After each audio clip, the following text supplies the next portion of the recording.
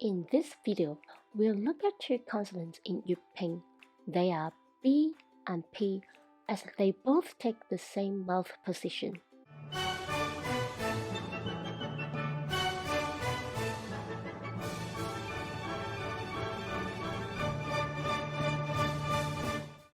Hi, welcome to Weekend Canto. 粵廣粵講 is Tracy here. In Cantonese, there are no consonants with a voiced stop. Therefore, the letter B you see in jyutping is different from the B you say in English.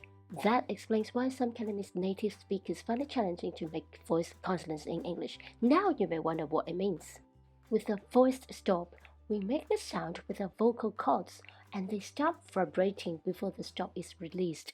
For example, B. You can try putting your hand over your throat and feel the vibration. B, B. In jyutping, B is an unaspirated consonant, a bit like the English B, but it is unvoiced. If you put your hand over your throat, you would not be able to feel the same vibration as you say the B in English. The letter B in jyutping sounds more like the P in spin. Can you notice that when you say the word spin, there is no puff of air out of your mouth? That's why it's called unaspirated. Now, try and say this word with me. Bin, bin.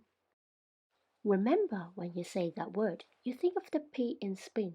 Let's try one more time. Bin, bin.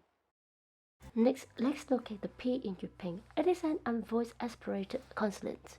It sounds like the P in pin.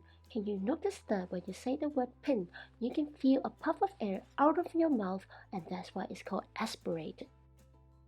Now, try and say this word with me. Pin, pin. Remember, when you say that word, it just sounds like the P in pin. Let's try one more time. Pin, pin. Now, I'll give you some examples and see if you can hear which words I'm saying. Bin, bin. That's right. It's bin in bingo. Bingo. Pin Jen. Part, part. That's right. It's part in part手. 100拍手. 飽,飽. That's right. It's 飽 in 食飽. 食飽, 跑步. Can you think of other examples? Comment down below and share with us. That's all for now. If you'd like to learn more about Cantonese, please check out my other videos. I'll catch you in the next one. Bye.